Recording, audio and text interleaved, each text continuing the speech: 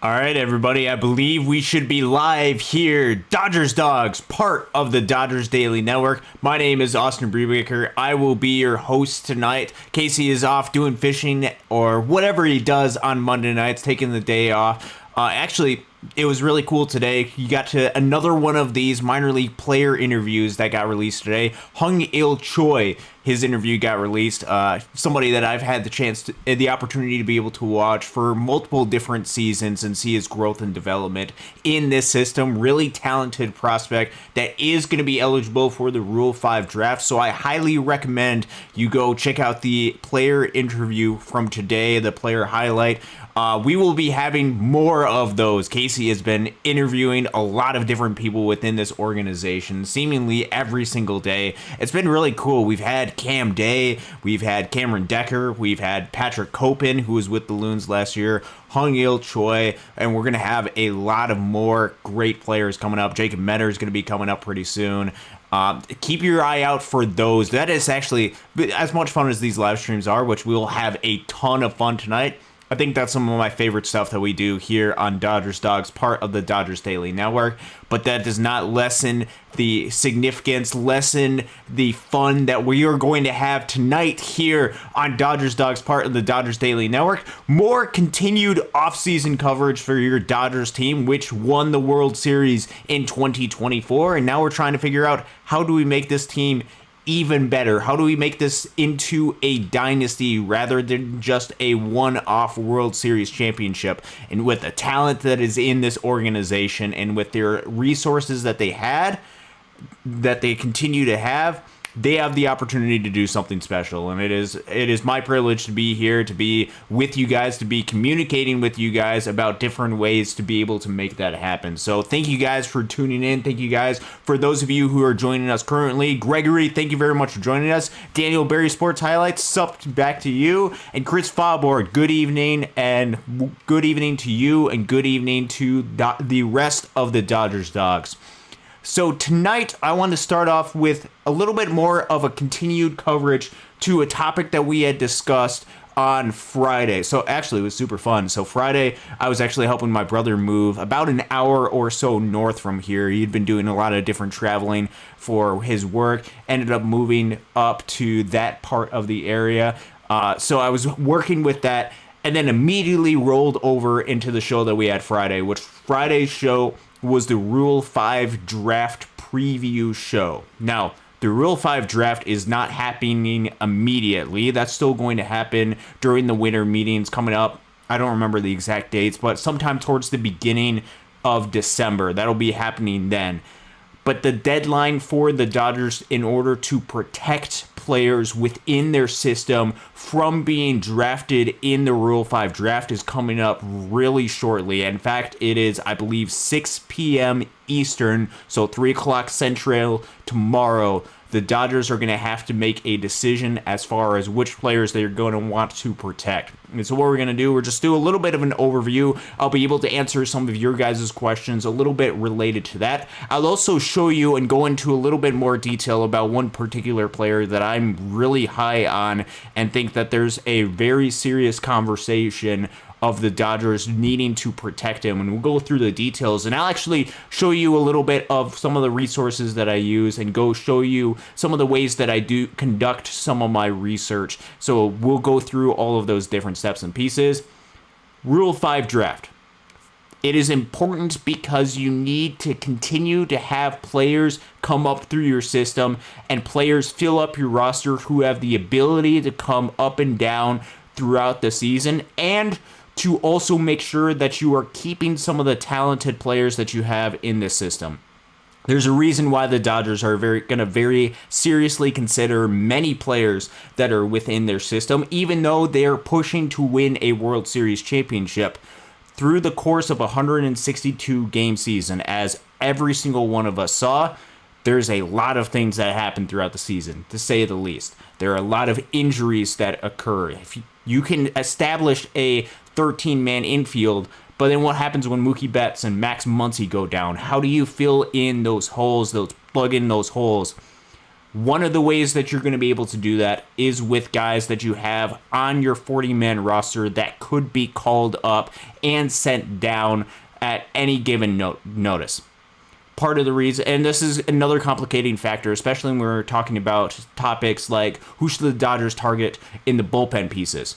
You need to have bullpen pieces that have the ability to be able to be sent down, back up. Otherwise, you're going to have guys for a little bit, and then you'd have to release them, designate them for assignment, bring them back up. But certainly the Dodgers are going to utilize that during the 2025 season. They do that every single year.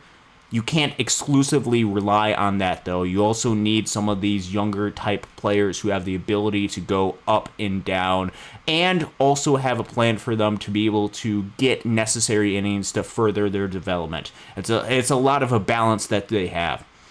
The Dodgers need some of these players to fill up their roster. You can't have exclusively a 40-man roster full of major league veteran type players because you have to have guys down at the minor leagues. And with the way that minor league options work, during the first 5 years, I believe, of service time, there are 3 different options that a player gets. And this happens even before major league service time, before that clock starts. The player has 3 different options that they have. Once they utilize all of their options, which they can utilize 1 option per season, you can move them up and down, doesn't utilize all of their options. Once they go through all of those, they have to stay on a major league club. Otherwise, they're subject to being designated for assignment. So, for example, we talked a little bit about bullpen. Last season, one of the reasons why the Dodgers decided to trade Yency Almonte, great talented pitcher, he didn't have any minor league options, and so thus the Dodgers decided to trade him in order to get some pieces back in return because they weren't completely 100% sure that they were going to utilize them. Why am I going down this rambling road? It is because the Dodgers have to have these type of players in their system. And the Dodgers have a lot of talented players in their system. They're loaded with a ton of talent. And I think oftentimes it gets underappreciated just how talented the Dodgers system really is because of the high standard that every single player that puts on a Dodgers uniform is held to. Every single player that it puts on a Dodgers uniform is compared immediately to some of the best players in the game of baseball. If you put on a Dodgers uniform and you're a rookie, you also are wearing the exact same uniform that Shohei Ohtani, Mookie Betts, and Freddie Freeman are wearing. Now, I don't think the expectation should and is for those players to put up that type of level of production. But it's also important to remember for some of these guys, it takes a while in order to get acclimated to the big league level, and it is worthwhile for the Dodgers to be able to invest some in those types of players in order to help wage the next crop of players. So the Dodgers, I think, and just like every single organization, as the cycles of Major League Baseball continue to go through, have a responsibility to get players that have the ability to have options and also to utilize some of the talent in their system. So, with players that are eligible for the Rule 5 draft, which I will roll through those names, it'll feel like a little bit of a fire hose. If you don't know any of these names, that is totally fair. That is my job to be able to inform you and tell you a little bit about some of the names and some of the names that I think are probably going to be most noteworthy for the Dodgers. And then we'll talk through some of those, get to answering some of your questions and how they fit in, and also why am I excited about some of these guys. So just going over the Rule 5 draft options, starting with the pitchers in alphabetical order, we have Logan Boyer, Haniel Choi, who just joined the show the other day, the Maytag Jack Dreyer, Carlos Duran, Alec Gamboa, Ben Harris, Michael Hobbs, Antonio Knowles, Jack Little, Orlando Ortiz Meyer, Kelvin Ramirez, Jose Rodriguez, Jeremy Rosario, Christian Suarez, Ryan Sublett. And then the position players, Yainer Fernandez, Griffin Lockwood Powell, Austin Gauthier, Cody Hosey, Brandon Lewis, Damon Keith, Jose Ramos, Jake Vogel, and Ryan Ward. All of those players, if the Dodgers do not add them to the 40-man roster, which they will not all be added to the 40-man roster, will have the ability, or I should say other teams will have the ability to add them onto their 26-man roster and steal them from the Dodgers for nothing. So the Dodgers have a responsibility to take an internal look and see which players best fit their mold and which players they think are going to be best suited for their team. As I stated on the show on Friday, I think there's 3 main players, at least personally, that I would very highly consider. I know there's been some other coverage of the Rule 5 draft, which absolutely love it. Go check out Bruce Kuhn's article that he just posted for Dodgers Digest. I believe he was on with D-Mac earlier today talking a little bit about the Rule 5 draft. Absolutely love when these guys get the right coverage that they deserve, as the guys with the Rule 5 draft absolutely deserve. My list it differs a little bit from his, although I think we're very much on a lot of the same wavelengths. As we talked about on the show on Friday, the Rule 5 draft coverage preview was the 3 guys that I would very highly consider protecting for this Dodgers team are Austin Gauthier, who is an infield prospect, very versatile, has the ability to plug in and fill in holes just about anywhere this Dodgers team would need. Shortstop, second base, third base, corner outfield, you name it, he has the ability to do so, and has the ability to do so at a high level, a high baseball IQ type of level, very similar, as was stated on the show the other day, to a Tommy Edman type of player. I think we would all love that type of player, except he differs a little bit from a Tommy Edman, not a switch hitter, has the ability, at least at the minor league level, he has shown much more of a patient ability at the plate to work counts. And if, as Casey had alluded to, sounds like he might be putting on a little bit of additional weight to try to help get some of that increased power, which was lacking a little bit during his tenure at Oklahoma City. If he adds that, he has all the tools to put the pieces together and be a very productive big league hitter. A lot of good signs there for Austin Gauthier. He would be one of the guys that I would very seriously consider protecting. 2 other guys are 2 on the pitching side because, as I stated earlier, the Dodgers have dealt with a lot of different pitching injuries. And it's important to supplement those guys with some guys that have the ability to go up and down, and also keeps some of the guys that are around that have the potential and have shown the ability to be extremely productive. First guy that I want to mention is a Jack Dreyer, the Maytag, left-handed reliever out of the bullpen, one of the most dominant relief pitchers within this Dodgers organization over the past couple of seasons with what he was able to do. Take his first couple of months last year all the way up until his last couple of outings, combined between Tulsa and Oklahoma City, the AA and AAA affiliates of the Dodgers. He was spectacular in what he was able to do. High walks or high strikeouts, low walks.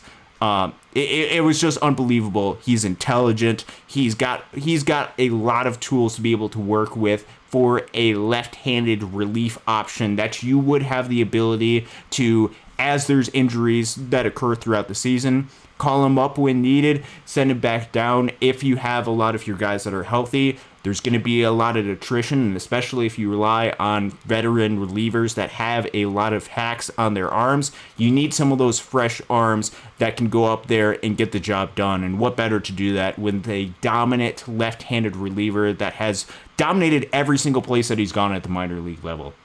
I think that would be a great option for Jack Dreyer. And then the other guy that I'm personally high on is Jose Rodriguez. And we talked a little bit about it. He finished the season at Great Lakes, high A. He has not touched a single bit of AA baseball. And we'll actually go through an exercise for Jose Rodriguez and what that could mean and why I'm so high on him. And I'll show you the rarity of what he was able to do with his swing and strike percentage, and also show you a way to be able to utilize the tool and Fangraphs so then you can do your own research on these guys. This is something that I very highly encourage every single person to do, is don't just take my word for it. Don't just take my and Casey's word about this system. Go out and do your own research for this system. Go out and actually look at some of the analytics, look at some of the players that are in this system, watch some of the film, because I think if you do that, which is something that we have done, which, granted, we're probably a little bit biased on this, but we have reason to be so excited about this, and we have some data to be able to back it up, which Casey kind of went over on the show yesterday. We can kind of re-emphasize that a little bit later in the show. But what I want to do right now, before we get into the tool and utilize it, we'll bring back up the Excel spreadsheet that I have over here, and we'll just show you for those three guys with Austin Gauthier, Jack Dreyer, and Jose Rodriguez. If they were to add those players, could that realistically work for this Dodgers team? And so what we'll do is we'll go ahead and cut over to the screen right here. This is a screen that if you have been watching the show for a little bit, you are familiar with what I've done with this. Very simple. Just put all the names in an Excel sheet and be able to add up different totals. So this is one of the possibilities that the Dodgers could do if they added 3 different players to the Dodgers roster to protect them from the Rule 5 draft, which a lot of people might say, hey, that might be a little bit high. I think this is about the max that you want to do. And if you want to swap out Jose Rodriguez for like a Carlos Duran or for a Hobbsy or for Choi or for any other one of these guys,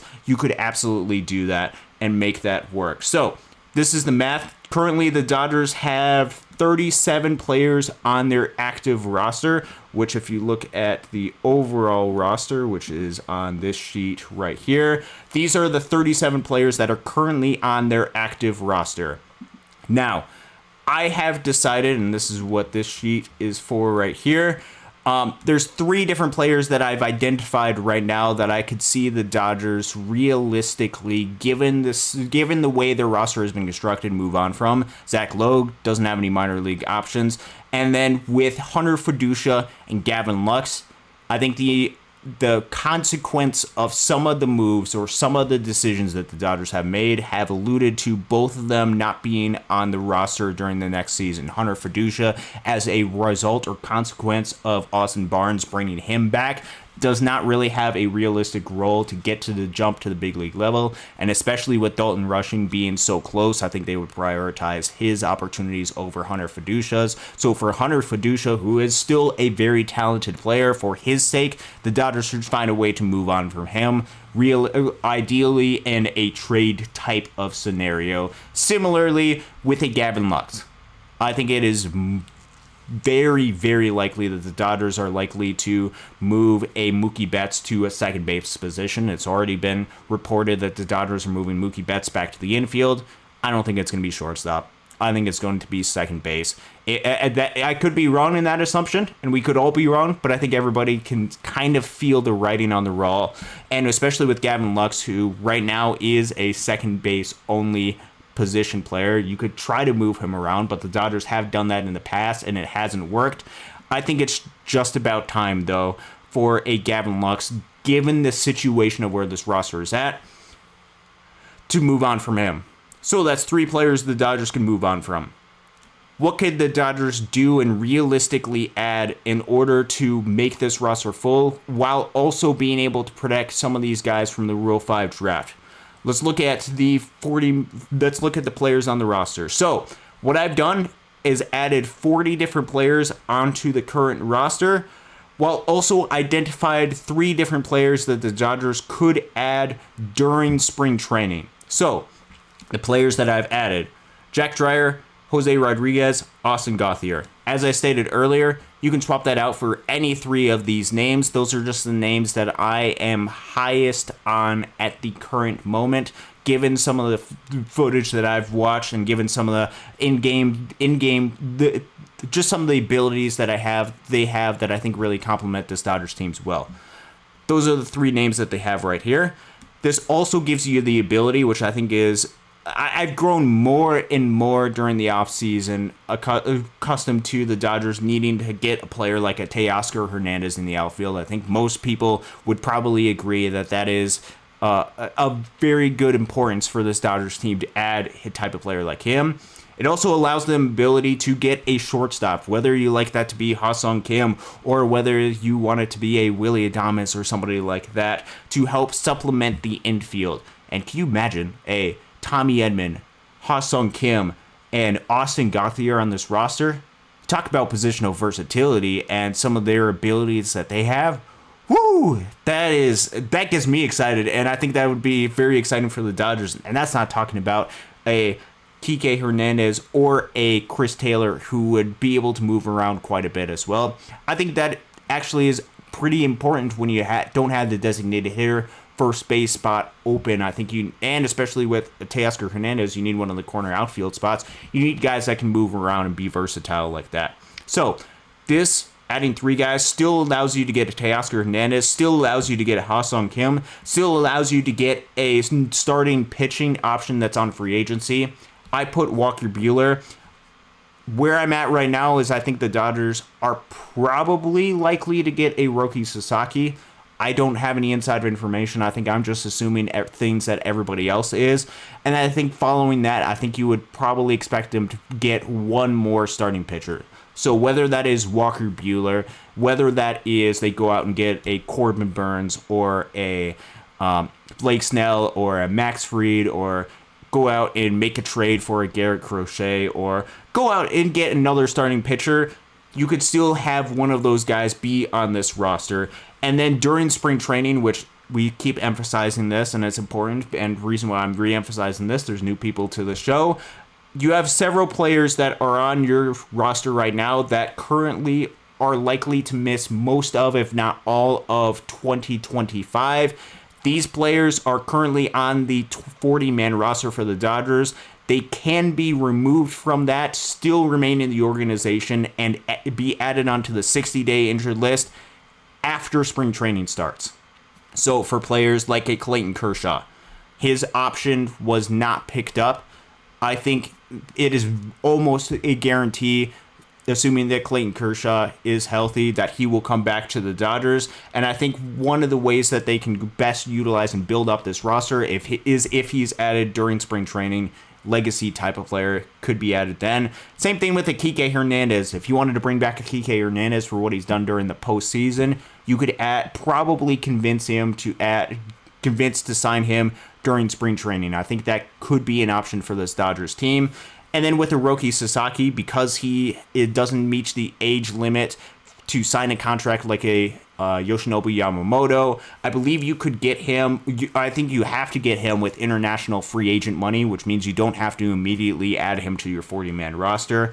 So I think these 3 players could realistically not be added to the 40-man roster until during spring training or once the season starts, which means you would have the flexibility to add a Kyle Hurt or a River Ryan or Gavin Stone onto the 60-day injured list to make room for them, and also keep room for 3 different players from the Rule 5 draft, which would create opportunities for the Dodgers to be able to make moves.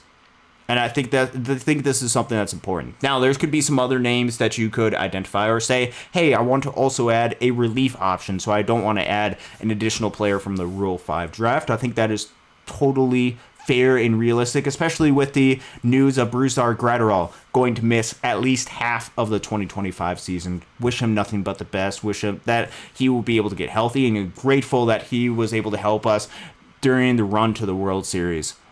But this presents an opportunity for the Dodgers to be able to make these moves and be able to add players and protect players who are incredibly talented for this Dodgers team, and be able to continue with the train of development, which actually has been something that has been really positive for this team, really positive for this organization, and something that it very much gets underappreciated for this Dodgers team, and what they have actually been able to do, not just at the minor league level with their prospects, which I remember a series of tweets I did back during the regular season. I'd have to go back and dig through some of those, but talked about how impressive it was for the Dodgers, what they were able to do at the minor league level, but also for what they've been able to do at the major league level as well once they have reached the big leagues, and even during their rookie seasons.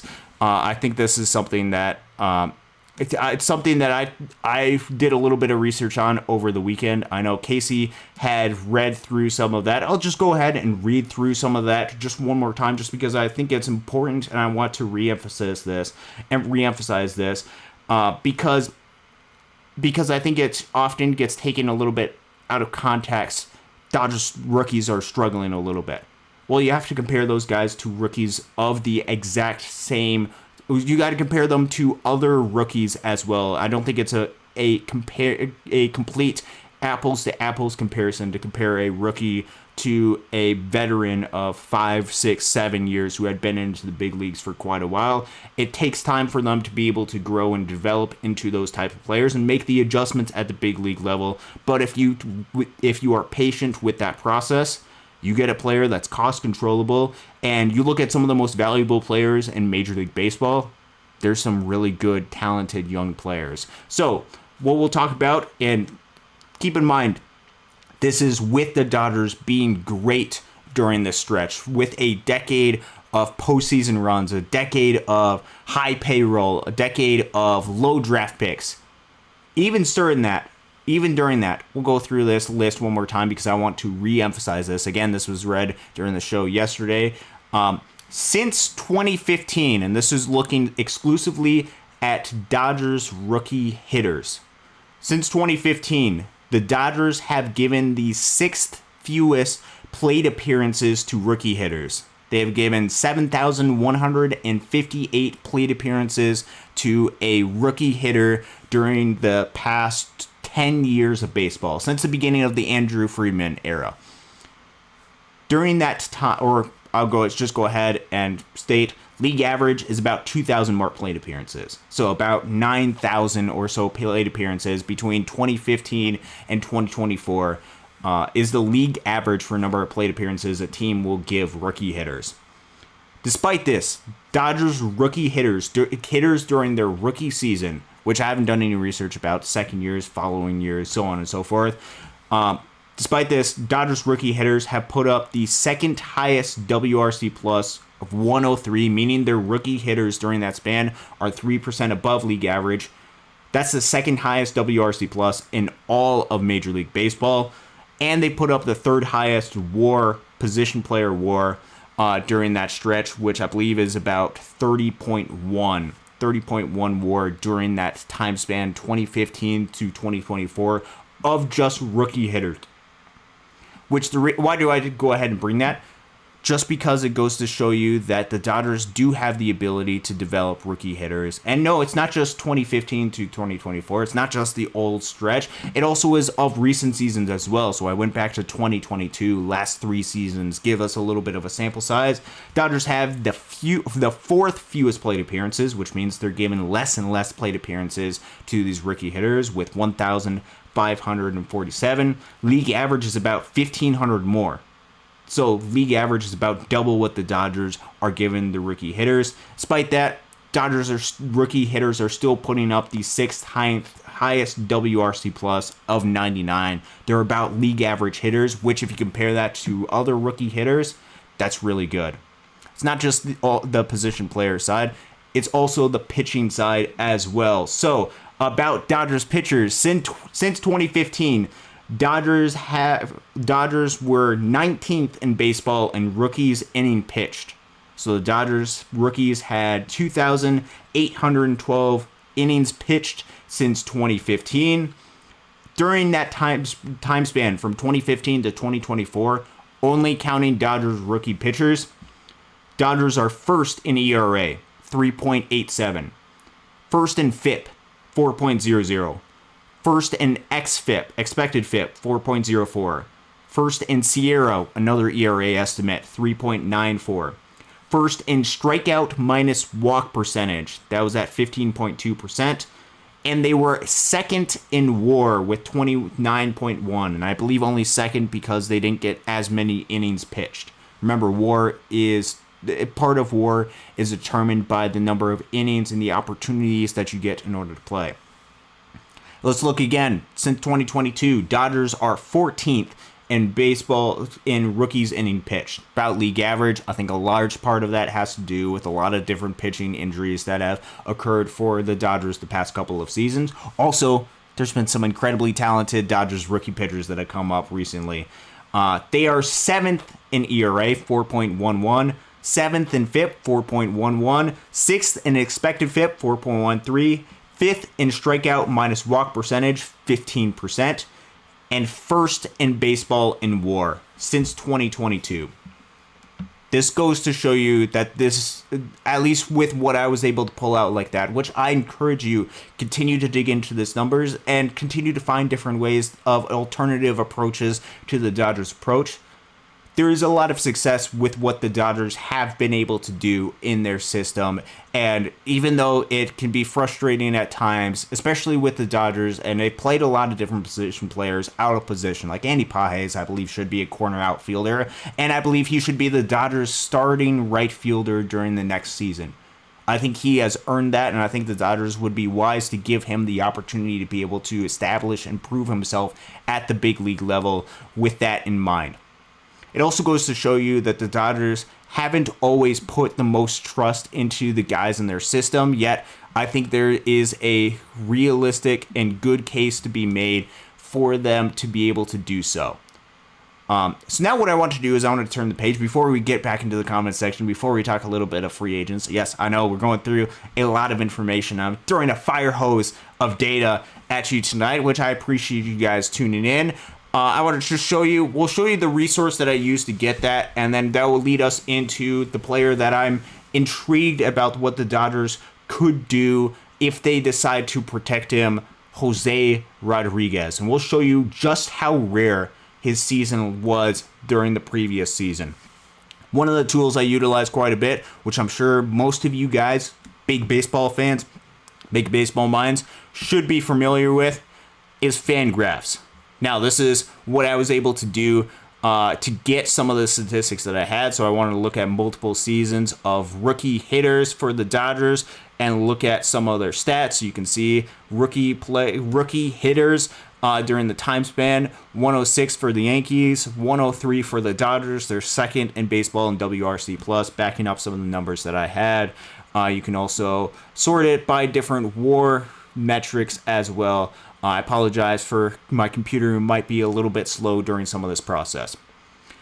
So what we're going to do is we're actually going to turn this over to the minor league leaderboard, and I'm going to show you year by year just how rare Jose Rodriguez and his season was. So just looking back at Jose Rodriguez, which will load this page in just a second.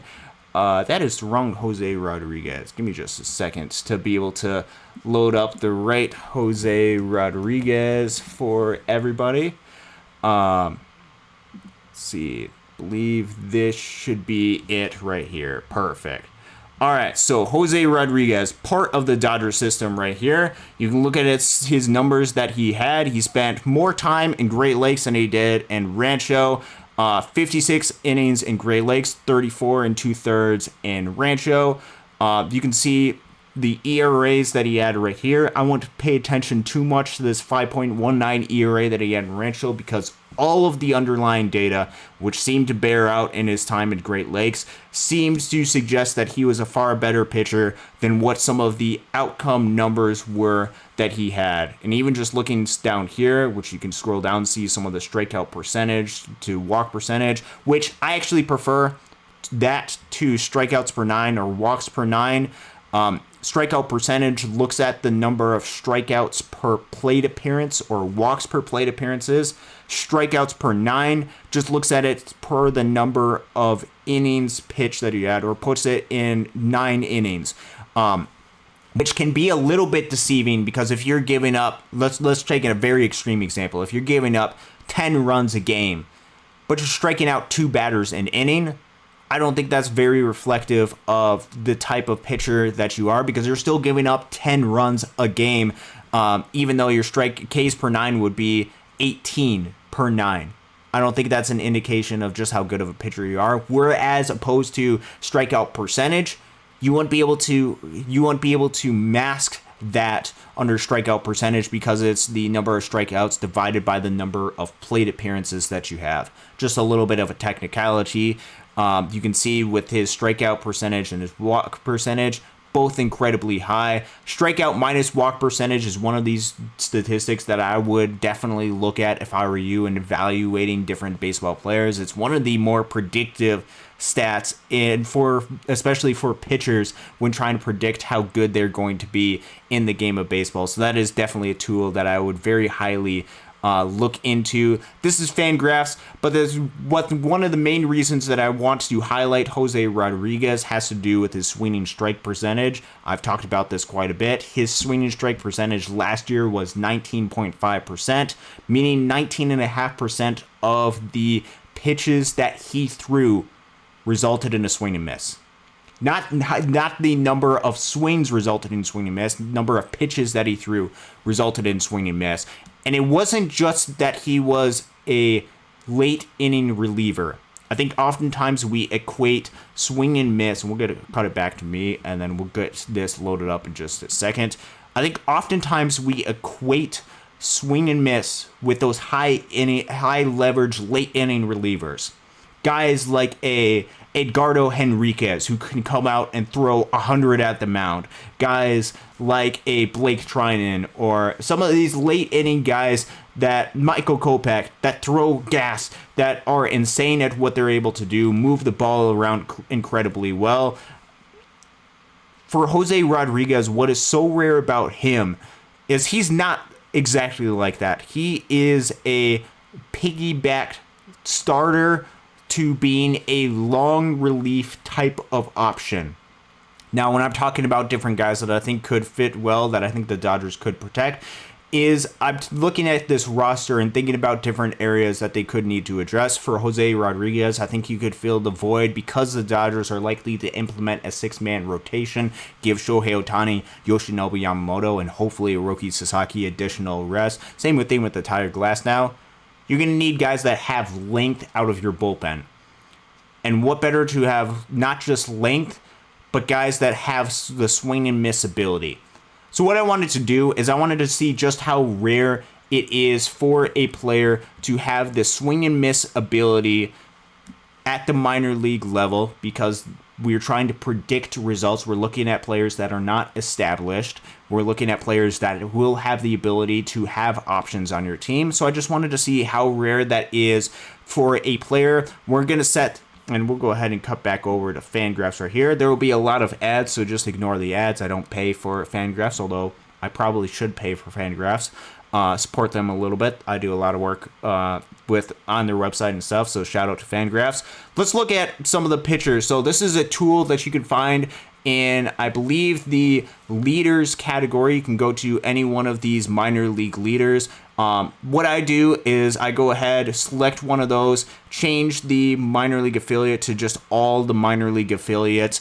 That is going to include a lot of the rookie levels, which we won't be including in this analysis just because it's a lot easier to get swing and miss from a rookie level player.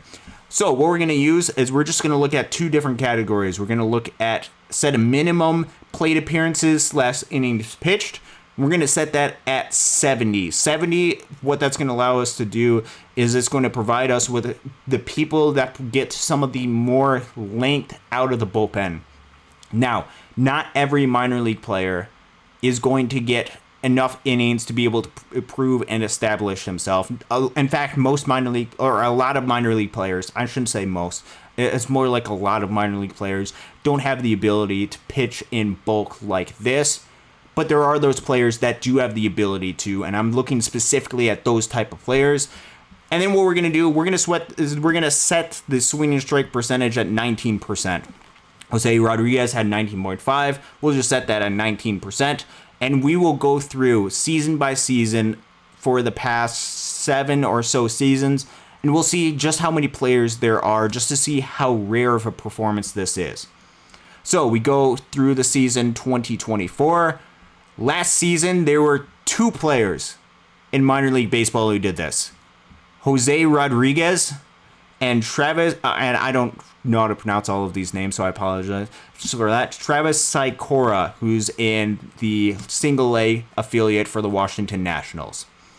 You can see Jose Rodriguez, 19.5 swinging strike percentage in his 90 innings. Only 2 players met this criteria. Let's go ahead and let's go look at the 2023 season. Let's see how many players met the exact same criteria, just changing the season. 1 player, actually a player that we're familiar with, Kyle Hurt. met that criteria. 19.7 swinging strike percentage. He was at a little bit of the higher levels of the minor league system, but he was able to provide length, get a lot of swing and miss. Let's back that up. 2022. Again, we're just going year by year, and this is some of the things that I do when I'm doing some exploratory analysis and trying to find different players that might be underrated. I believe that's looking at multiple seasons. Actually, that might not be looking at multiple seasons. Okay, now here we go. So for this one, we're only going to include the guys that are on the top 5. When you see CPX or you see rookie, you could kind of include these guys. I haven't gone through each one of these guys to see if it's 70 innings at the single A level. These are complex. Either way, you're talking about 7 different players, including a guy like a Yuri Perez, who has a lot of potential out in Miami.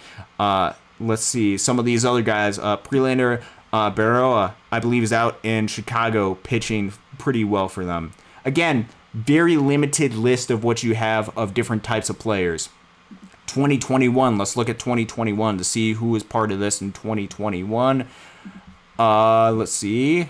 We have 3 different players, including one spent time in the complex. Question is whether or not to count him. This includes Spencer Strider and Daniel Espino, who I believe has missed a lot of time with injuries but still has a lot of potential. Everybody knows who Spencer Strider is. He's one of the best pitchers in the game of baseball when he is healthy for Atlanta.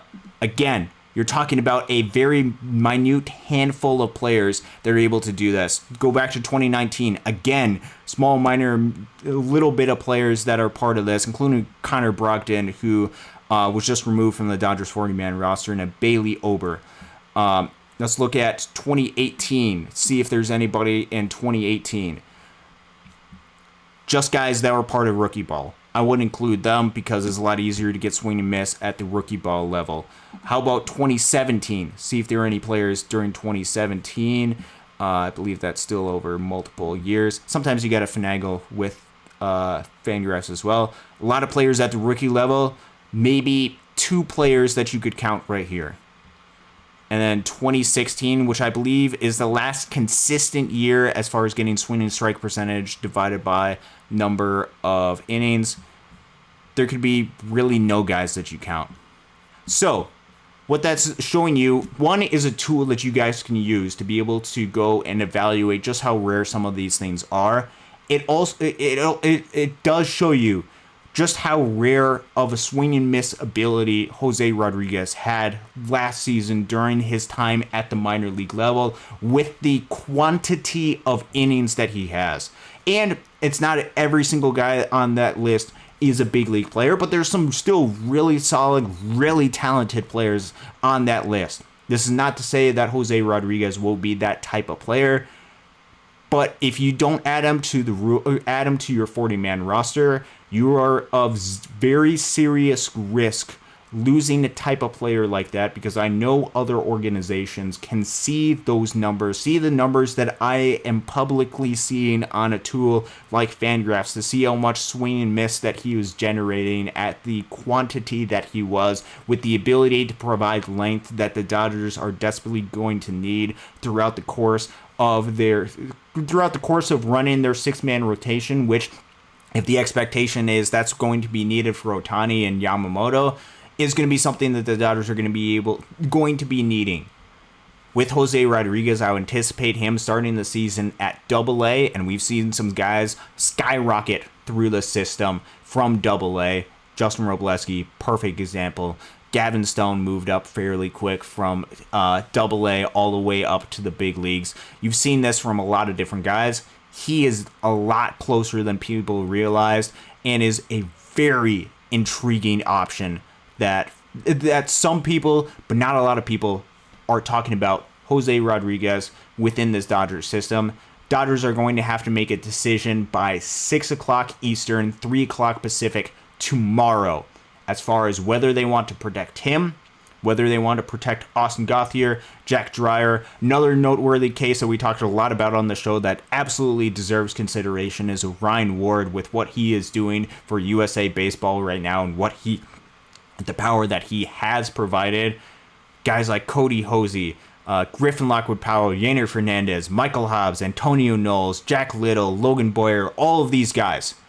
They have until 3 p.m. tomorrow to decide if any of those guys are going to be sticking onto the Dodgers 40-man roster. Otherwise, they will get the opportunity to join another team's 26-man roster, which selfishly, for the player side, I'd be more than thrilled to see these guys become a big leaguer. That is what I root for each of these guys. I root for the Dodgers to win. I also root for these players to be successful, because I think if you build a culture where players within the system are successful and grow up and are able to establish themselves as big leaguers, that helps everybody. And also is great for the players, which you got to remember with me, I look these guys in the eye and cheer them on while they're at Great Lakes and build an emotional attachment to them there. Which you could say leads to a little bit of bias, but it leads to the ability to be able to cheer them on, root them as they grow up through their system, which is really cool perspective to be able to see. Just like when a Dodgers rookie gets called up and you can see the growth and development that they have throughout their career. I think we've seen that with a lot of different players, with like a Will Smith coming up through the system, or with a Walker Buehler with what he's done. Dodgers fans have grown to love a player like a Walker Buehler. A lot of those players have to come up through the system, though, and they have to be given chances. And the first step to being able to get that chance is to be added to the 40-man roster. Dodgers make a decision about that 3 p.m. tomorrow. If they don't get added, they could be taken in the Rule 5 draft coming up at the beginning of December during the winter meetings, which we will have more coverage of the Rule 5 draft during that. But it has been long overdue. I haven't had a chance to interact with you guys in the comments section, and so I need to get back to the comments section with you guys. So happy to be able to take your guys' questions that you have. Dale Jackson, thank you very much for joining us. I'm a little bit behind, so appreciate the patience that you guys have. Looking forward to another show. I'm looking forward to you being a part of this show as well. Grateful that you join in with a lot of these shows. Carol S., what I want to know, why the Dodgers haven't signed Blake Trinan? Shouldn't take this long to re-sign him, considering it won't be that much money. It won't be that much money, I don't believe, for a Blake Trinan. Some of the complicated factors with him, he's getting up there with age. He is going to be 37-ish years old. So you're running a little bit of risk as far as the age aspect. The Dodgers also, as we talked a lot about with the show, have to make decisions of what they want to do with the roster. Oftentimes, money isn't the issue with the Dodgers. It's roster spots that they have available. I think one of the things that is working in Blake Trinan's corner right now has to do in part with his age, because he's going to be requiring or at least it's likely to get a shorter term contract. If I were the Dodgers, I would not sign Blake Trinan to a multi-year deal. I would probably just sign him to a 1-year contract. Another thing working for his direction right now is unfortunately the injury of a bruised arm Gratterall. Prior to that, the Dodgers actually, if you were taking everybody healthy with this Dodgers bullpen, they actually had a pretty solid bullpen even without a Blake Trinan as part of that, or at least you would have guys that might not have a ton of options that would be available for them. So just looking at the Dodgers bullpen right now, just without a Blake Trinan, which I will get into Blake Trinan in just a second, they have Michael Kopech, Evan Phillips, Anthony Banda, Ryan Brazier, all without the ability to have minor league options. They also have an Alex Vesia. They do not have a Bruce Gratterall, although he was definitely part of that. And then you have other guys like Brent Honeywell. You have Edgardo Henriquez, Ben Casparius that you have to consider. I think it would be probably helpful, at least with the Dodgers for right now, especially with Bruce Gratterall not being on this team. It would probably be in the best interest for the Dodgers to be able to add a bullpen piece. One thing that I will reemphasize, and I reemphasize this a lot during the offseason, I am not a fan, and I don't believe the Dodgers are a fan, and this has to do with the analytical side. There's a lot of ups and downs with relievers, so I'm not a fan of going out and making a high investment for most relief pitchers out there. Part of the reason why I didn't want to move all the trade chips in for Emmanuel Clase, even though he was amazing out of the Cleveland's bullpen, there still can be some ups and downs that relievers have, and I think it's better to utilize your resources that you have, which there's some great resources, some great trade pieces that the Dodgers could utilize to go out and use that for other weaknesses as they come up. So then, for example, if they have a very serious injury to one of the position players of need and they need to go out and fill that hole, or they need to go out and get a starting pitcher, they can do that. And also, the Dodgers have shown the ability to grow relief pitchers off of trees and be able to turn them into something magic, like what they did with a Ryan Brazier or an Anthony Bonda, or just the growth of Evan Phillips. So, that's not to say Dodgers shouldn't go out and get Blake Treinen. They have to make decisions right now about who they are going to protect on the 40-man roster. They also have limitations of what they're able to do because they have 6 guys that are likely to miss some of, if not a lot of time next season. And I think that might be including Dustin May, so you can limit that down to 5. That throughout the entire offseason have to spend time on the 40-man roster.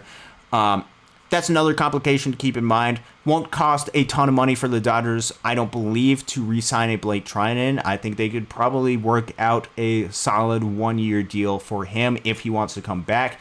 If it gets pushed to 2 years, given his age, honestly, I would probably not take that. I trust the Dodgers' ability to either go out and target a different player or be able to find different ways to fill in that void for a Blake Treinen. That is things to consider for him, and it could be something where Blake is looking for that multi-year deal where, given his age, I don't know if the Dodgers are willing to get that type of commitment for an aging type relief pitching option that won't have any minor league options. I think that could create some complicating factors. That would be my reason of why they haven't signed Blake Treinen yet, but I am totally down and totally interested with going down that avenue and just re-signing Blake Treinen. He was absolutely phenomenal for the Dodgers. And how about Game 5, what he was able to do, putting it all out there when he came into that game and was able to pitch, 2 1/3, 2 2/3, something ridiculous like that. Just absolutely phenomenal player, Blake Treinen. I hope they find a way to be able to get him back.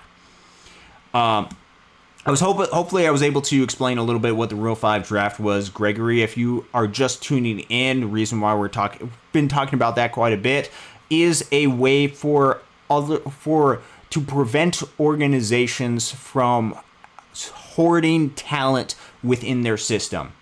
It's a way to be able to more equally distribute that talent around, especially if one team seems to have a whole lot of talent. So what the Rule 5 draft takes place every single December, is every single team has the opportunity to add players onto their roster from another team's organization that is currently not on their 40-man roster. The important distinction for a Major League roster is there's a 40-man roster and there's a 26-man roster. The 26-man roster are the teams that are active and could be played at any time during a big league exhibition game, or a big league regular season game, I should say.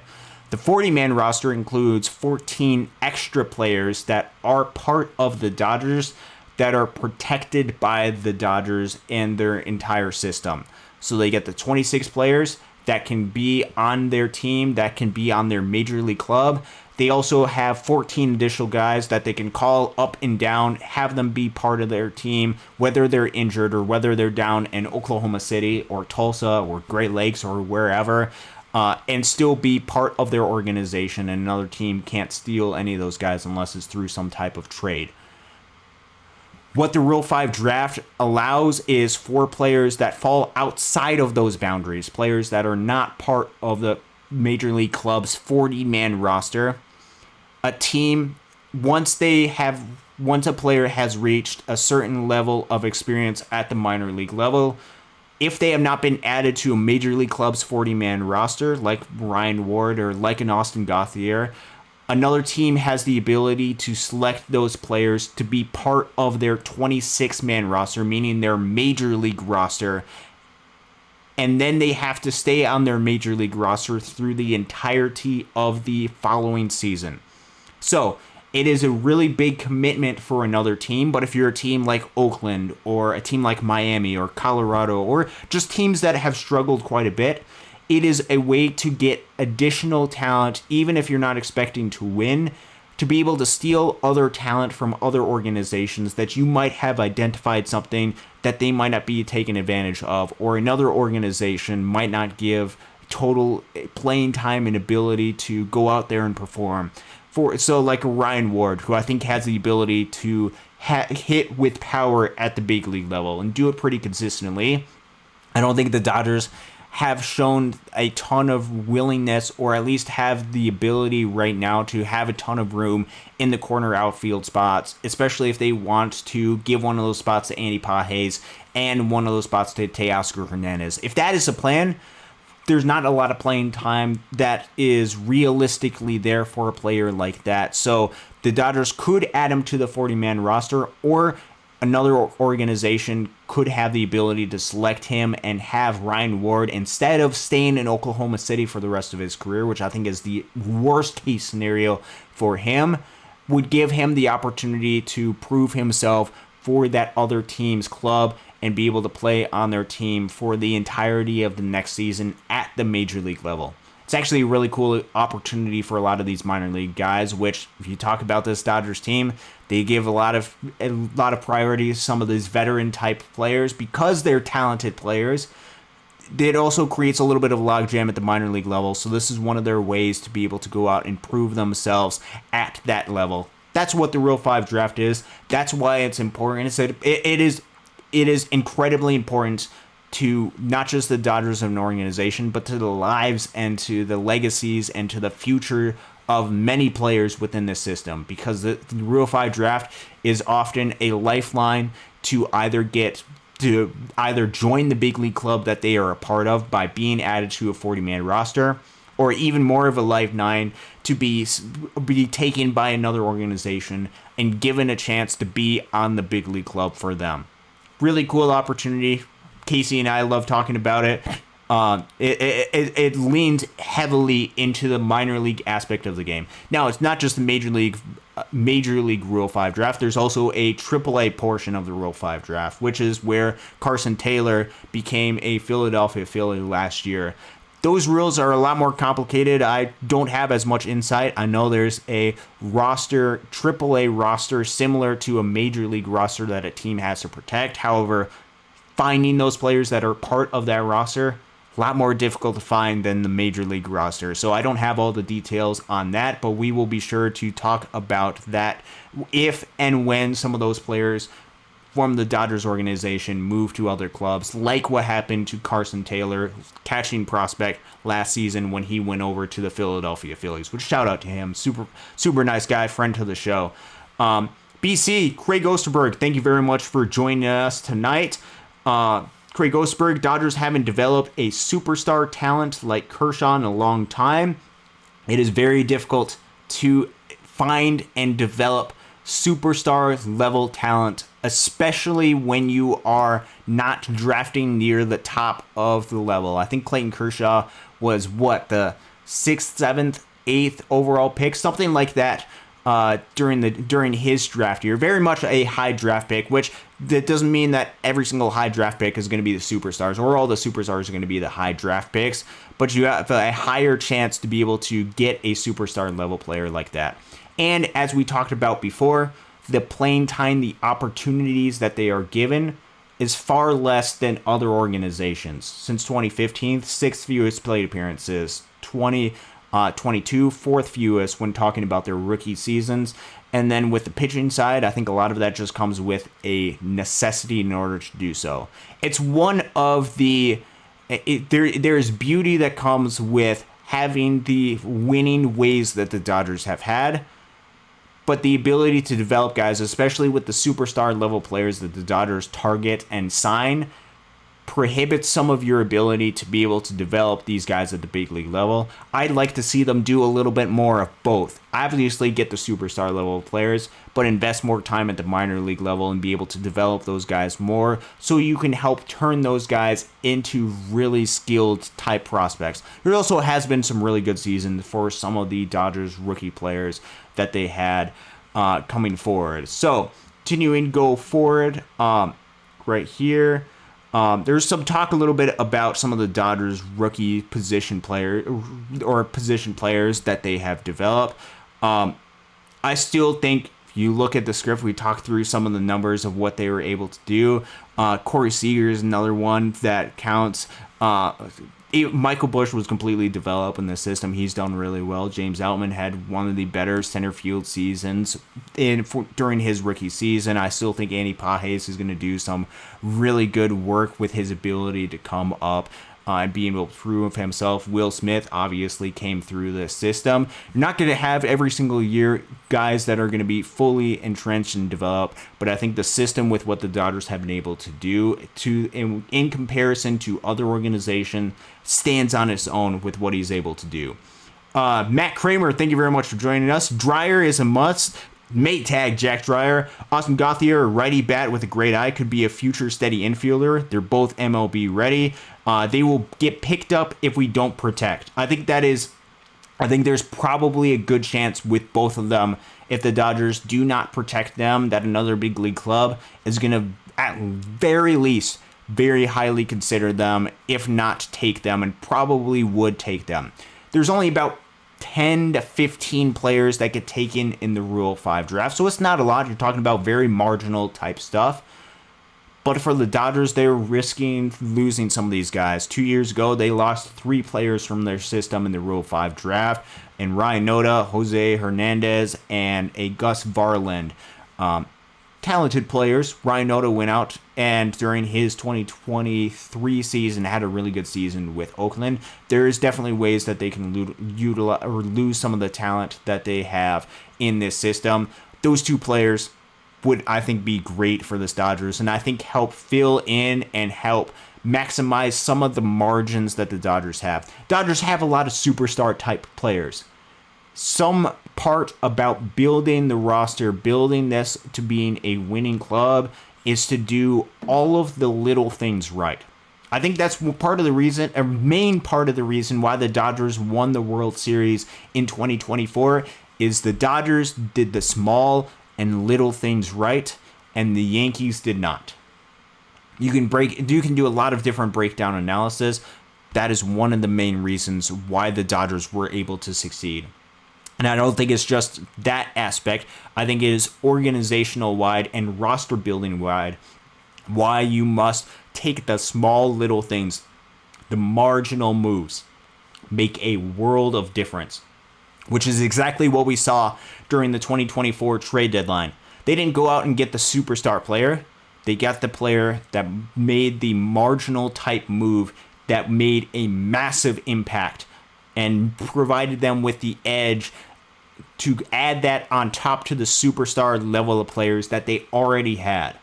I think with a player like a Jack Dreyer, the Maytag, and with Gator, Austin Gauthier, those 2 players are marginal type moves that help bring up the ceiling of this club and help actually bring up the floor, I should say, of this club, and would be 2 really solid additions to this club that would be able to come through. Gregory, Will Smith came through this organization. That's absolutely right. Matt Kramer, trade Lux for prospects and make room for a free agent. I think the writing's probably on the wall for that. For Gavin Lux with what he's going to be doing during this season. With Mookie Betts at second base, I don't think there's a real path for Gavin Lux. And I think with him having 2 additional years of club control, a lot of teams are going to very highly value that. And if you can add some prospects, similar to what you did with Michael Busch last year, you got Zaire Hope and Jackson Ferris. That's starting to look like a really good trade. Michael Busch having a lot of success for Chicago. There's also a lot of promise for what the Dodgers were able to get for that. And I think you could maybe not get the exact same level of players just because there's not as much time for Gavin Lux left on his clock as compared to a Michael Busch. But in that type of mold, you could have that. I got to move Gratterall onto the injured list on my spreadsheet. I will do that coming up pretty soon. Justin Lamas, thank you very much for joining us. Looks like we got a meeting with Juan Soto. I'll be interested to see what happens with that meeting and how that's able to go. I highly doubt that he will sign him, though, says Justin Lamas, because he's going to reject a short-term high AAV deal or a heavily deferred long-term contract. I think that's probably the right evaluation. I'm still high on Juan Soto, probably higher than a lot of other Dodgers fans. I think it's fairly simple. I think Juan Soto is a great player in the game of baseball, and some of his numbers in comparison to where they are right now on the offensive side are comparable to some of the best players in the history of the game of baseball. And I think he's on a trajectory to be a Hall of Fame type of player, and if the Dodgers are able to get him, he's Juan Soto. You'd find a way to be able to fit him onto the roster, and I think the Dodgers... I don't think it's something where the Dodgers are going to get both Teoscar and a Juan Soto, so I'm not as concerned about the defensive aspect, which Casey alluded to. There is a lot of problems if you add both of them, but if you're able to get Juan Soto, that'd be great. I'm not anticipating it, though. I don't think he's going to be a Dodger because of some of the reasons Justin Lamas highlighted. Matt Kramer, thank you very much. A $9.99 super chat. Austin is the best Dodgers analyst on the planet. I appreciate the compliment. It's humbling that you're able to say that, Matt. I certainly try to do my best. It is lucky because I'm able to grow and learn from a lot of different great Dodgers analysts, and I try to listen to a lot of different shows and try to listen to a lot of different opinions about the Dodgers that can help further and refine some of my arguments. I also watch a lot of baseball. It helps when you're around the club, when it helps when you're watching the game of baseball, when you are heavily invested in analytics. It's certainly a lot of fun, and it's just fun to be able to come here and talk Dodgers baseball with you. Matt Kramer, I couldn't be more appreciative of that. Thank you very much. God bless to you for doing that. Armand... Hi, Austin. Great research. I love all the info you guys provide. Keep up the good work. Thank you very much for tuning in and for continuing to be a part of this. You guys are equally as much of the show as I am for this and really help me with this show. Matt Kramer doesn't want Juan Soto. We already have $7 million in contract. We need a right-handed bat. Soto is great, but the contract could ruin the franchise by 2027. Yeah, that's a really good point with Juan Soto, and that is the other side of him. Obviously, if you're just talking about whether you want to go get great players, it'd be great to get a player like a Juan Soto, but another consideration to keep in mind is the contracts that you start adding and stacking on top of each other. I think the Dodgers are lucky because they have the financial ability, and because of the way they structured a lot of their contract has allowed them to get a lot of different great players. It doesn't mean that monetary value is unlimited or there isn't consequences to going out and getting players. When you sign too many players to long-term, high-value contracts, that has very serious consequences to the long-term impact of your team and the short-term impact of what you're able to do. I think one of the ways the Dodgers could approach, instead of spending all of their resources to go out and get a Juan Soto, spread that around, get a couple of different resources that help on the margins that could ultimately make this club equally or if not better. Obviously, Juan Soto would be great, but that is another thing to keep in mind. And also, just flat out say, I don't know the exact financial details of the Dodgers. I know they are raking in cash right now because of the World Series win and because of what they're able to do. They also have to have a long-term plan with what they are doing right now, because it is going to be something where you got to think even more past of the years of Shohei Ohtani. Once we hit to 2034, which I know we're not caring about 2034 right now, the Dodgers are going to owe Shohei Ohtani $68 million per year to not be on the Dodgers. There will probably be other contracts that will be on the books where the Dodgers have to pay millions of dollars to those players who aren't playing for the Dodgers. I also want the Dodgers to be good during that aspect, during that time frame. Doesn't mean don't maximize the time with Shohei Ohtani. It means be smart and be incredibly responsible with the opportunities and with the abilities that they have. And if I think they do that, there could be a lot of winning for not just this decade, but for decades of Dodgers baseball to come, which, I mean, how much fun has this decade been, and how much more fun will this upcoming decade be? If we can keep this up, we continue this sustained success, that is what is best for this Dodgers organization. So another thing to keep in mind with the Juan Soto contract. BC Soto would be perfect, but don't think he will come here for less years. I don't think that's true as well. Justin Lama's trying to market is more robust than you think. Some team can legit give him $10 million next year. I wouldn't mind if the Dodgers go out and just give Blake Treinen. If you believe in him that much, I don't think the money is the thing that's going to be holding the Dodgers back. If you look at the Dodgers and their payroll, they're already over one of the luxury tax payrolls for next season.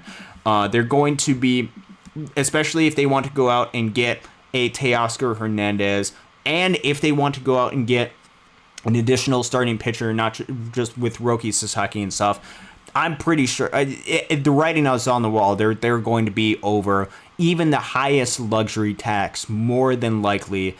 Some of the projected numbers that I have, which are not exact, so do not take this at all. You look at other resources, it's roughly around $260 million. The highest luxury tax threshold is $301 million. You add Teoscar Hernandez, who's likely going to require at least $20 million, plus the other free agents that you're likely to sign. Writings on the wall that they're likely to go past that threshold, which means going out and spending $10 million for a Blake Treinen. Ultimately, I don't think would be that too much of a big deal for them. Let's see. Yeah, don't see us outbidding Yankees or Mets for Soto. Probably not. Let's see. Continuing on to some of the chat right here. Jose Rodriguez is eligible for the Rule 5 draft. Yes, that's one of the reasons what they'll have to do to be able to protect him is they're going to have to add him to the 40-man roster. Otherwise, other teams will have the ability to add him to the Major League club, which honestly is a big jump for him, and the Dodgers could call other Major League clubs bluffs. But if you are a team like the Chicago White Sox, who lost a Major League record in games last year, and you have the ability and you believe in the potential of a Jose Rodriguez, and if you're going to lose a whole bunch of games anyway, why not take him, or why not take somebody else and say, hey, we're going to lose anyway, we might as well get talented players, some rare talented players, and see what they're able to do. Let's see, Blue Fan, thank you very much for joining us. Players I'd trade/release. Gavin Lux, probably with you. You can see the writing on the wall. Nothing to do with the talent of Gavin Lux, but everything to do with Mookie Betts, likely to play second base. Ryan Brazier, they signed him to a 2-year contract last year. This is one of the reasons why you have to be careful what you do with relief pitchers. That being said, I think the Dodgers are likely to keep him. He's under a 1-year, $4.5 million contract. If they're signed to a contract, unless they get traded, they're likely to stay part of the team. I think you're going to see Ryan Brazier at the very least eat innings during the beginning of the season, and then if he's effective, he could be part of this bullpen during the postseason. But right now, he's on this big league club. Chris Taylor, exact same thing, signed a longer-term deal, 4-year deal several years ago, is on his last year, plus he's got a club option next season. If he doesn't do anything close to what he's done in years past, and if he's still struggling quite a bit, that won't get exercised next season. I think he's likely to be on this team, unless the Dodgers are able to find a trade partner, and they'd probably have to eat a good chunk of that contract, realistically, which means I think it's unlikely that he probably gets traded right now. Zach Logue, yeah, I would agree with that because he doesn't have any minor league options. That same thing with Brent Honeywell, no minor league options, which creates complications with their ability to sustain on this roster. Diego Cartaya, the catching prospect within the system, you could put him or you could put a Hunter Fiducia. I would say, to be fair to the player, I would say Hunter Fiducia I would want to be traded more because I think he's more big league ready, and I think he's going to receive less opportunities, or basically zero opportunities for this Dodgers club. So I'd rather him get traded, although certainly you can make an argument for trading a Diego Cartaya if you wanted to have him be part of some trade package or a prospect for prospect type of trade. If you don't see a lot of future at the catching position, or you see too much because of Dalton Rushing and a Will Smith, you could see too much competition or not a lot of avenue for Diego Cartaya to make it up to the big leagues. That could be a future trade that you make. Michael Grove, there's some value that he has a minor league option, so that is a thing to keep in mind if the Dodgers decide to keep a Michael Grove around. I think they would move on from some of the guys that don't have minor league options before they move on from a Michael Grove, and I don't think they would outright release him at this point. I think he'd be part of this club. At least as of right now. Although the Dodgers could decide to change their mind if they wanted to open up some space or add more guys to their 40-man roster to protect them from the Rule 5 draft, or if they're thinking about going crazy and adding a whole bunch of different players during free agency. Let's see. Al Minerva, Dodgers can afford Soto. LA, however, is led by investors who spend intelligently. Do we want Soto? Yes. Do we need him? World Series trophy says no. Yes, we got the World Series trophy. Christopher Navarro, I wish they would have traded Ryan Ward before the Rule 5 draft so we could get something for him. He'll be plucked out of our organization. Big bat. He is a big bat, and this is one of the downsides of hoarding guys and not giving guys opportunities. You will lose some of these guys. Same thing with potentially a Cody Hosey, what he was able to do. The Dodgers didn't give him an opportunity at the big league level when they had an opening at third base during a significant portion of last season, and I think there is a chance that he gets selected as well with what he was able to do. Ryan Ward, I think he has a really solid chance of getting selected. They're talented bats, but I also don't want them to stick around and just rot in this organization at the minor league level and not get the opportunity to go out there and make it to the big leagues. I want them to get an opportunity, and if the Rule 5 draft presents them with an opportunity, I'm all for it. And I don't think the Dodgers would utilize him if he was still around within the organization. So that's where I'm at, a little bit on the player side, minor league level, because I relate to a lot of these guys, and I see the grind that they have. So just some thoughts that I have. USA Baseball can be seen on DAZN. They have archives from the last round. I saw it was offering 50% off for new subscribers. So if you want to go watch Ryan Ward in action, go ahead and check that out. Gregory, any news on Hunter Fiducia coming up to the majors? I don't have any news that's specifically exclusive, but as Chris Navarro pointed out, Fiducia is blocked by both Will Smith, Austin Barnes, and then you're talking about Dalton Rushing also being an obstacle for Hunter Fiducia to come up. Since Hunter Fiducia does not have another position that he plays primarily, there's really not a lot of options for him. And so for that reason, for the player itself, I want him to get an opportunity with another organization. And I think it would be in the best interest for the Dodgers to free up a 40-man roster spot and give Hunter Fiducia a chance to be able to go perform somewhere else. Let's see. Continuing, Al Minerva, Hudson/Trinan need to be replaced. They'll have to find guys that they can replace him with, but also you got to remember that there's guys within this system that they have the ability to replace those guys with if they wanted to, and you're also going to need to have guys out of your bullpen that can pitch with some length to get you through the course of the season, especially with a 6-man rotation. It's not just that you can have 8 one-inning guys out of your bullpen with the 6-man rotation. And yes, that's 14 pitchers because of what Shohei Ohtani is able to do. You can't have 8 short-inning guys because if your starters consistently give you 5 innings, that means your relief pitchers are going every other day. They're going to wear out through the course of the season, and that's assuming that there's no extra inning games.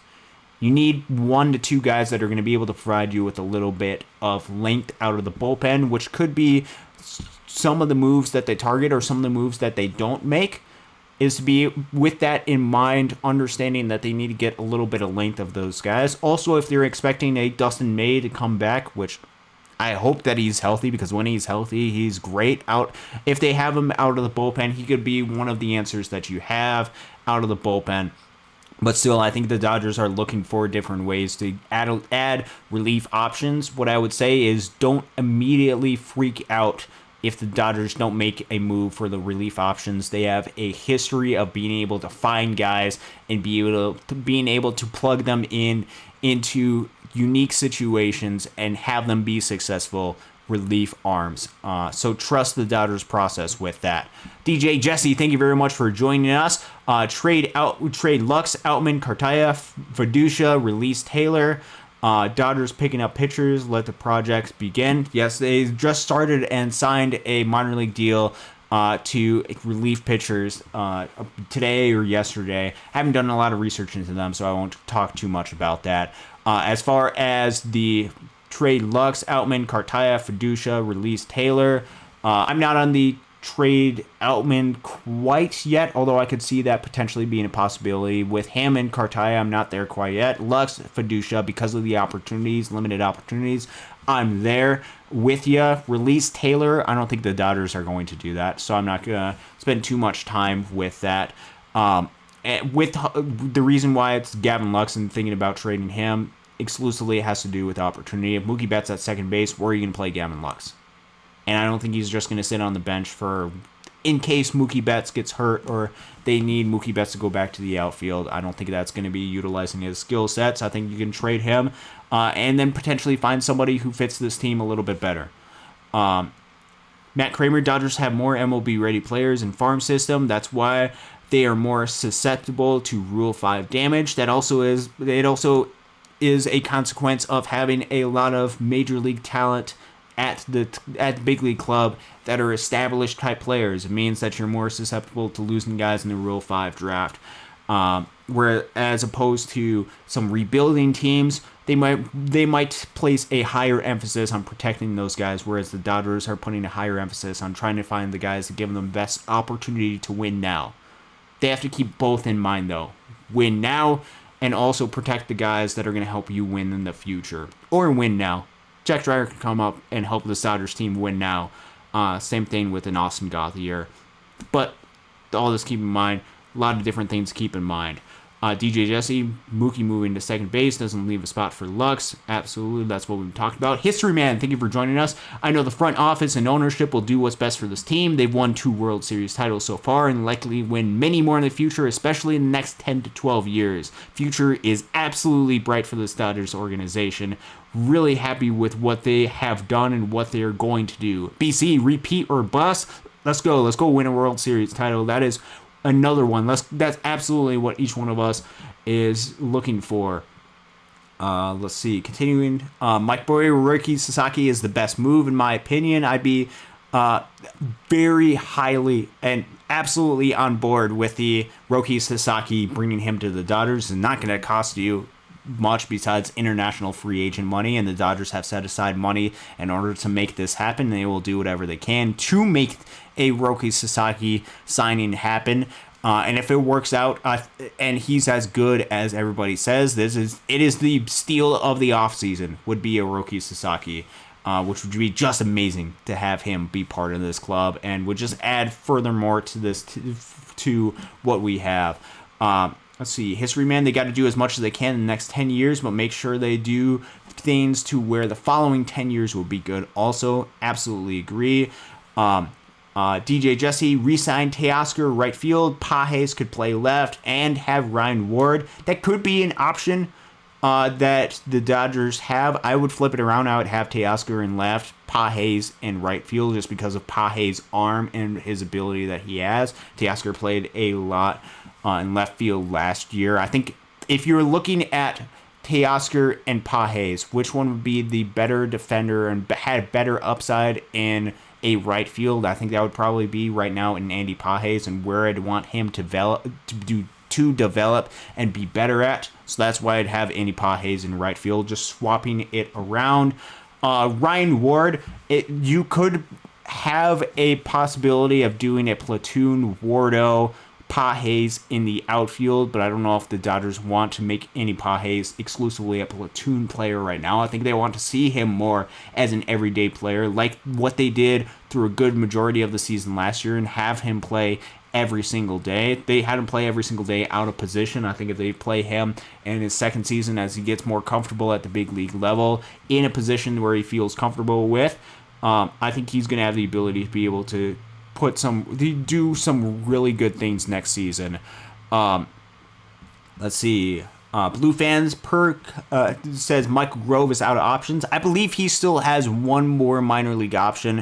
If I am incorrect within that, then he becomes much more of a likely candidate to be designated for assignment or released during the upcoming weeks. But I believe he still has one more minor league option, at least per Fangraphs, Again, that could be totally wrong or it could be a little bit behind.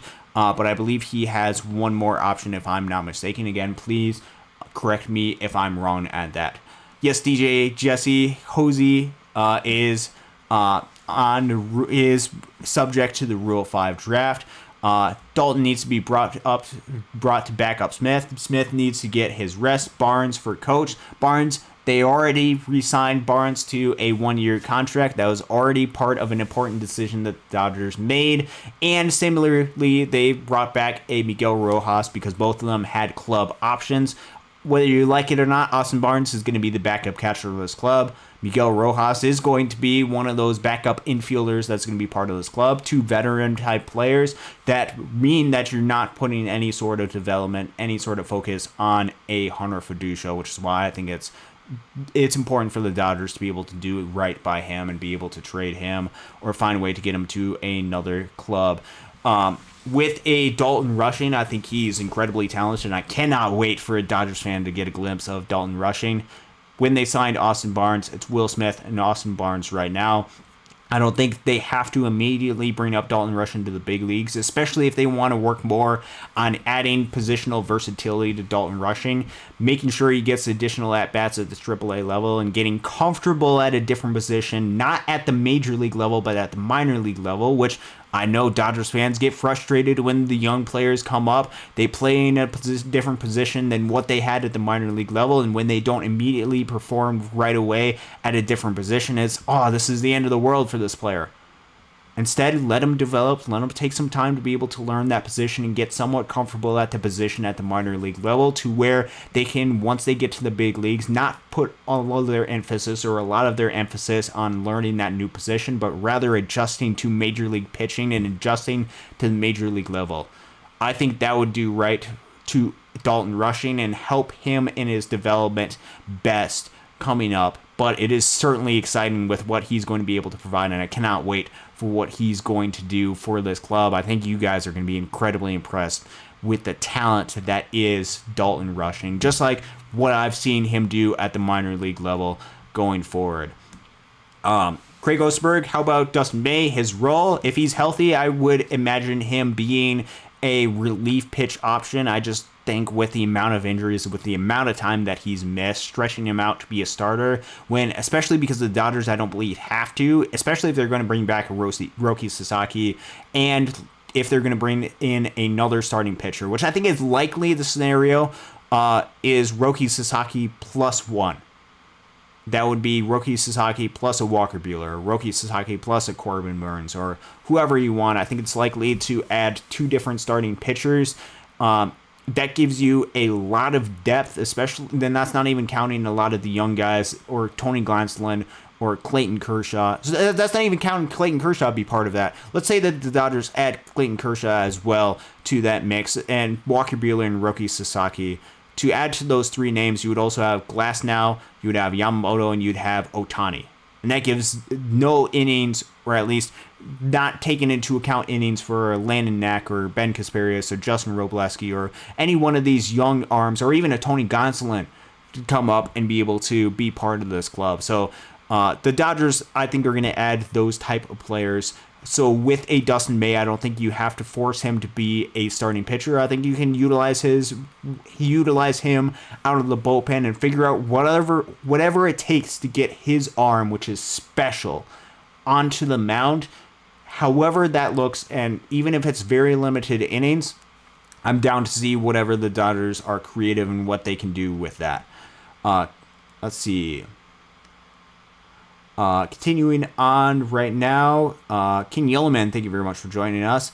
Cormac, thank you very much for joining us. Are the Dodgers going to be able to send Gonsolin, May, Knack, and Kasparius to AAA this season if the rotation bullpen becomes full? I don't really understand the options and who can be sent to the minors. Yes, so those 2 players will have the ability, though I think all of those players have the ability to be able to be sent to the minor league level. So how it works roughly, and I think it's after the first, once you get 5 years of major league service time.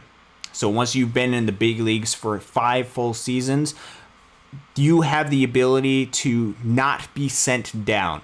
Or like once you sign a free agent contract, you don't have minor league options attached to that. So when the Dodgers go out and sign a guy to a free agent like Shohei Ohtani, or they go out and make a trade for Tyler Glasnow, or they sign Yoshinobu Yamamoto, those guys do not have the ability to be sent down.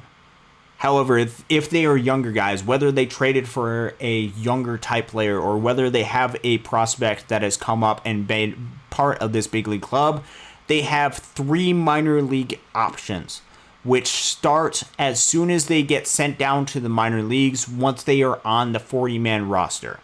So, for example, we've been talking a lot about the Rule 5 draft. If Austin Gauthier is protected from the Rule 5 draft, and then after spring training they send him down to the minor leagues, his minor league options would go from 3 to 2. Now, it would stay at 2 for the entire 2025 season, so it's not, hey, you get sent down back and forth and those options run out real quick. They stay with you for an entire season. So, looking at the roster right now, with the guys that you had mentioned, Tony Gonsolin does have 1 option, so he would have the ability to be sent down.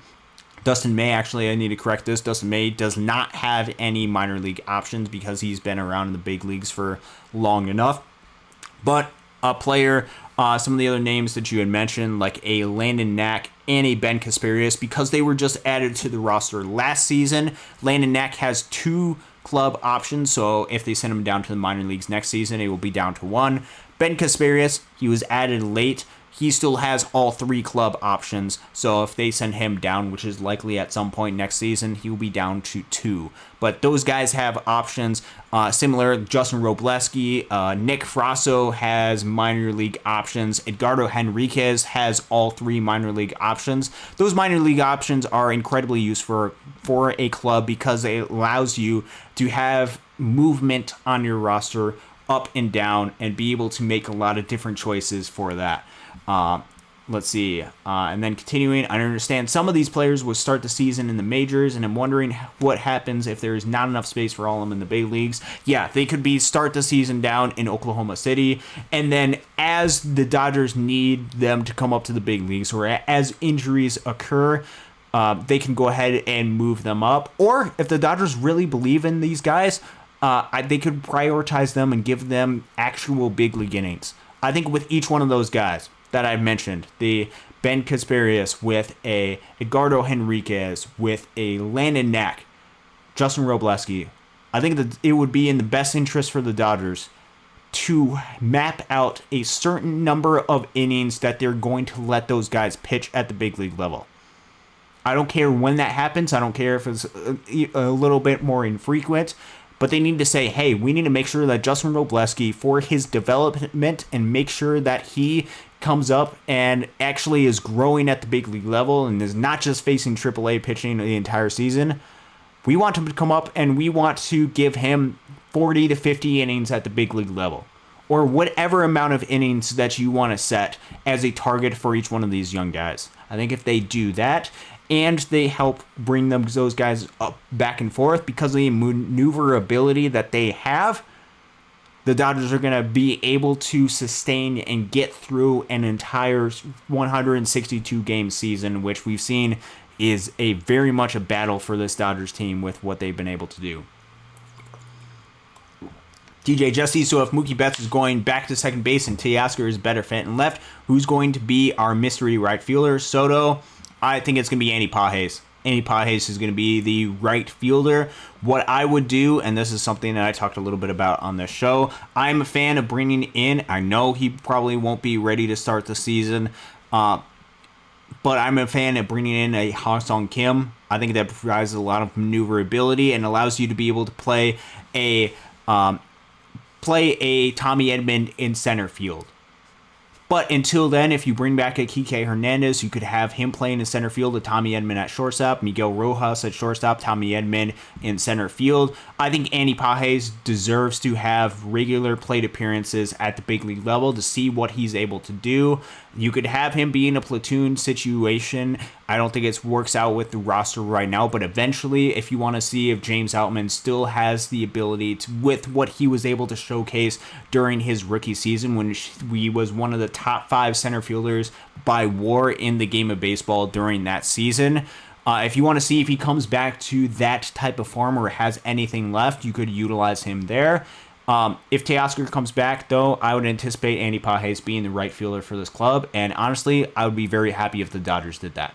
You might disagree, but I'd be very happy if the Dodgers do. And I think they need to give at-bats to some of their younger players to see what they're able to do continuing forward. Let's see. Gregory, do you believe Bobby Miller will gain his starting spot on the roster, or do you think he will be used as middle relief? I think he is a starter, and that's another one of those arms. Really good. Really glad that you brought him up. I'd be interested to see Bobby Miller and what he's able to do when he seemingly is healthy again. Is he the type of pitcher? Which pitcher is he closer to? 2023 or 2024? He's closer to 2023, and especially because they want to make sure that these guys stay healthy. I think you could see some significant time in this Dodgers rotation. If not, it might be a little bit of a struggle for him continuing on to go forward. He still does have some minor league options left. I believe it's 2 for Bobby Miller, assuming these numbers are updated. There's 2 minor league options for Bobby Miller. He's going to have the ability to move up and down.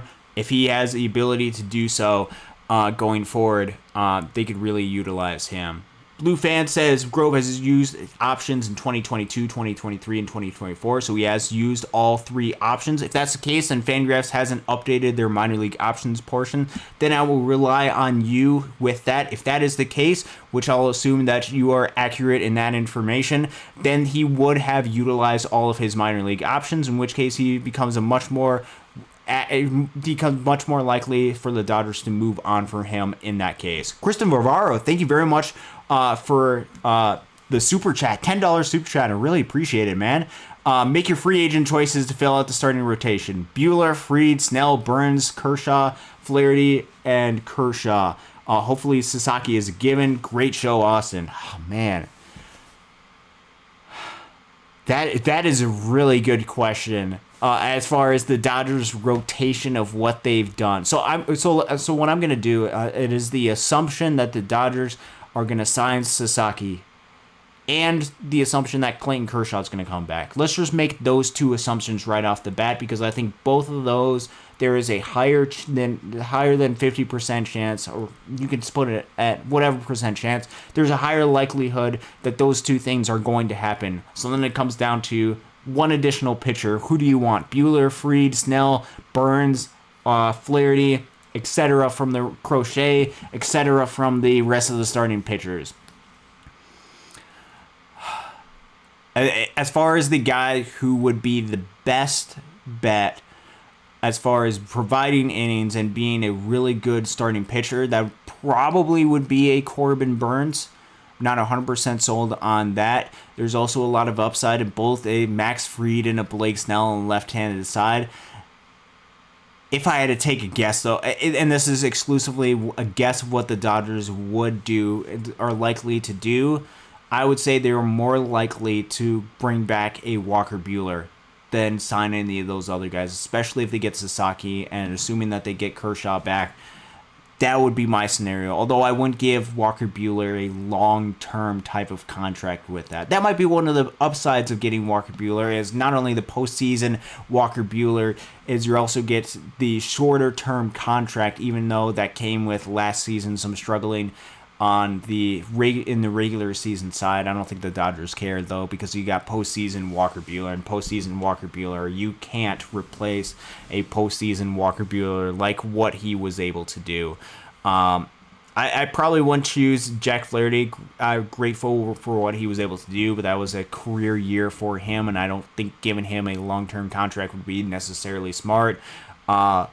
As far as Fried, Snell, and Burns, I don't know. I haven't completely made up my mind on those. I think the most likely scenario would be bring back Buehler and then Kershaw and Sasaki out of those ones, and I think that would probably be more than enough. I don't think Buehler's the best pitcher out of those 4, comparing him, Fried, Snell, and Burns, though. But with what he's able to do in the postseason, maybe he is the best option. Let's see. Continuing on right here. Dodgers meeting with Juan Soto tomorrow, Mr. Classic said. Will be interesting to see what happens for there. Yeah, it could be something where Fangraphs hasn't updated their options section, which could change some of my opinions on some of these individual players and what they're able to do. I'll have to do a little bit more research with that, so I'll assume that you're correct, Blue Fan, in which case I think there's, with Michael Grove, his future on the roster becomes a little bit more complex with right there. Let's see, continuing on, going forward, we'll get through a couple more of the comments right here. Where can I find how many options each player has? It is available on Fangraphs, although as we've been talking about, that does limit. There is a good chance that they might not be updated for this upcoming season going forward. And do you think the Dodgers might trade Ryan Brazier to get rid of his $5 million contract? I would say probably not. Well, that could be an option, not for the $4.5 million contract, but if the Dodgers wanted to open up a roster spot, that could be an option. But they did sign him for a 2-year deal for a reason. BC, no thanks on Kim unless it's instead of Adames. Don't really want him. Totally fair to have that opinion of him. Young Yi, I don't think any of the Dodgers rotation starting pitchers can pitch more than 150 innings. I want a starter pitch more than 150 innings. That would be a argument for a Corbin Burns, and I would definitely see that. I'd rather see Gauthier get a chance than sign Kim. Totally fair assessment to make, especially with Austin Gauthier's on-base ability. With a Ha-Sung Kim, I think it would be a shorter-term deal for that if you wanted to do that. Let's see, Blue Fan, double-check the MLB transaction. Yeah, I'll do a little bit more double-checking for that to make sure that, see if the options tab on here is inaccurate or out of date on Fangraphs. And I think that's going to do it. Been going for a little bit over an hour and a half, about an hour and 40 minutes. A long show today, but it's because of you guys that were a part of this that makes this so incredibly fun, and it's time just seems to fly by when doing this show. Tomorrow is an important day for the Dodgers and for players within this Dodgers system because we find out who the Dodgers are going to protect from the Rule 5 draft. That is a big day, not just for this Dodgers team, but also for these players within the system. So be intrigued to see what the Dodgers do. Do they go ahead and protect any of these guys? Or of these guys, which there's a lot of talented guys that are part of this Dodgers team, who do the Dodgers protect, and who is going to get the opportunity to potentially be selected in the Rule 5 draft, which is life-changing for those players. Going to be fun to be able to watch. We'll continue to be on off-season watch for a lot of these signings, a lot of trades that the Dodgers could make. Things are continuing to happen in the world of Dodgers. And also things continue to happen in the world of Dodgers Daily. We continue to go out there and put additional player interviews out. So if you have not had a chance to watch any of those, a Cameron Decker, a Cam Day, a Patrick Copen, a Hong Il Choi, which got released today, or any of the ones that we've had before, or there's a lot more that are going to be coming up. Casey has been busy. He spends every single second either interviewing a lot of these players and doing stuff for Dodgers Daily, or he does a lot of stuff with this. I would highly recommend checking those guys out, and you'll be able to hear about some of the journeys that these guys have had. And another thing to keep in mind, if you're interested in any of the players that we talked about that are eligible for the Rule 5 draft, chances are, at least for a decent chunk of these guys, Casey has had the opportunity to sit down and interview some of these guys. So go ahead and check out Dodgers Daily. Go ahead and do a search to see if you can find either any coverage of them on the field or any sort of interviews that we've had the chance to with each one of these guys. I highly recommend you do that either in preparation for whether they might be selected or not, or for the case of if the Dodgers do decide to protect them and add them to the 40-man roster, to get to know the guys on the 40-man roster, because there's some incredible people that are part of this organization, and the Dodgers have the tough task of selecting having few spots to select a lot of different great worthy players onto this roster. That's going to do it here for me, Dodgers Dogs, part of the Dodgers Daily Network. It has been a great pleasure, my great pleasure, to be able to interact with you guys today. I look forward to continuing to do this down the road in the future. Tomorrow, I believe we're going to be having a player interview come up. You'll be a little bit of a surprise who that is. I believe on Wednesday it's going to be Jacob Metter. That interview is going to be premiering on Dodgers Dogs, and I believe we should be going live Wednesday night as we normally do. Casey and I will probably be on the show, or it could be Coach Holt might show up, or Coach Barracroft might show up. I don't know who's going to be on the show on Wednesday, assuming that happens. Until next time, though, thank you very much for joining us, and as always, go Dodgers.